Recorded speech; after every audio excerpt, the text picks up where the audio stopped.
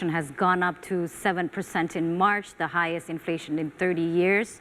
The pandemic, followed by Russia's invasion of Ukraine, have disrupted a global supply chain, which all contributed to the rise in UK inflation.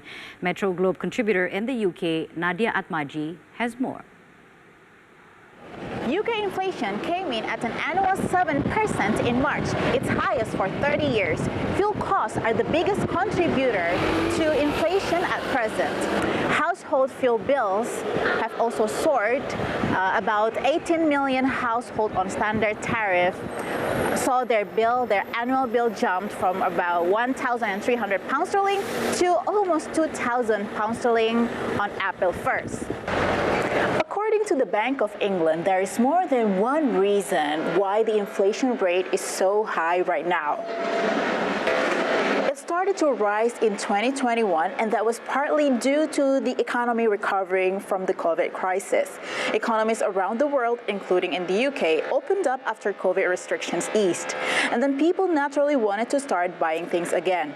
But businesses selling some of those things could not get enough of them to their customers. This caused prices to rise, especially for goods coming from abroad. Added to that, there was a very sharp rise in energy prices. All of these things pushed prices and the rate of inflation up. The Bank of England's traditional response to rising inflation is to raise interest rates. This can benefit savers, but means some people with mortgages see their monthly payments go up. But when inflation is caused by external forces, such as rising global energy prices, then there is a limit as to how effective UK interest rate rises can be in curbing inflation. Here are some of the responses from the citizen in the UK regarding the inflation. So I can give a few examples. For example, with the bus, before the fare used to be $150, and now I think it's like $155 recently, so there's a bit of inflation there. And then also Uber rides, prior to the pandemic, they used to be around I think about £3 less than what they are now, especially with the petrol situation at one point. They became really high. And also in the supermarket, you do notice that some products are also more expensive by a few cents, but then still it increases every year, and so yeah. And how do you handle that situation? Are you having a certain strategy maybe to save the energy, like switching off the heater or something? Yeah, definitely. I try to not use the heaters so much, and also, for example, I try and get my stuff from Rome, like as much as possible, in terms of like coffee and like other products, which here like inflation has hit harder also because of Brexit, so I try to get like imported goods from Italy. But for me, since my flat is all included, so the price doesn't change.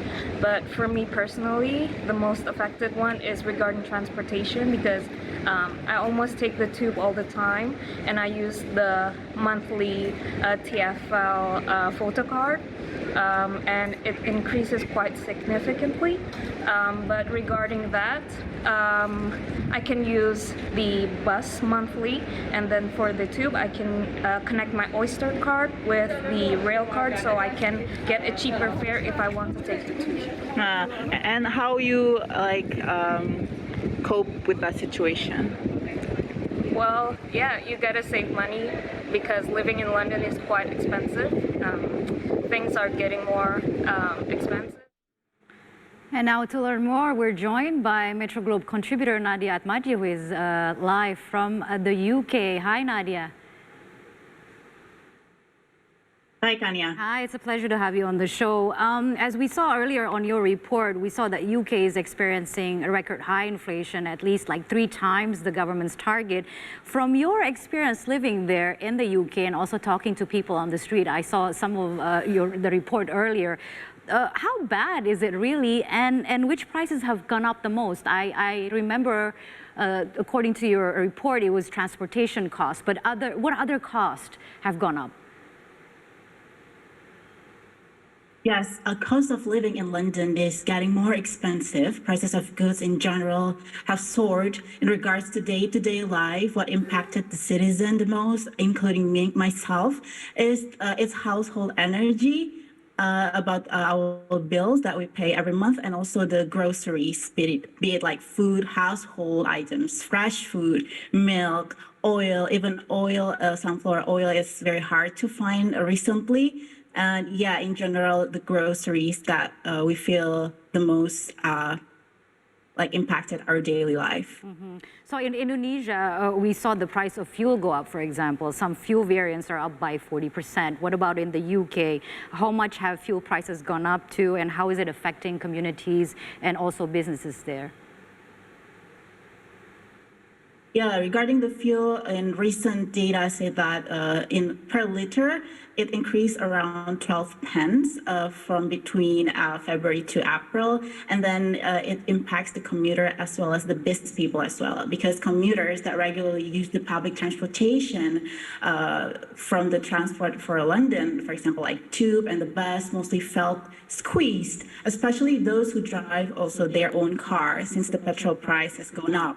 On the other hand, like the business people, they said that they must make adjustments to survive and to be able to make sure that their business afloat during this inflation. And Nadia, people in Britain have been facing what is called a cost of living crisis for a while now, since like the end of 2021. Can you just tell us, our viewers especially, more about this cost of living crisis, Nadia? The cost of living crisis shown by the increase of the prices of basic necessities like food and energy. Energy prices are the main driver, like household energy bills rose in April especially. The bank expects them to rise again by around 40% in October, bringing the average annual bill to £2,800 a year. That's the projection. That's the projection. So in light of all this, how are people in the UK, US especially, dealing with inflation, cost of living crisis, and what have you done? Have you switched or have you saved more on your coffee intake maybe? Yeah, definitely. So I have asked many people, my friends also, like local people here. Most of them can do nothing really, other than to be more mindful towards their expense, and even some of them like using the digital bank apps to control their expense. Also, they strategize by turning off the heater as the weather getting warmer and warmer, and also using the transportation outside of the peak hour, or maybe like using bicycle or walking instead of taking the bus or the tube if they can. Yeah. Have people in the UK been forced to sell their assets maybe? Have you seen any such trends? So far, I haven't heard about that. Okay. Yeah, but maybe there are some people, yeah. Okay. So Nadia, what impact does high inflation have on poverty in the UK?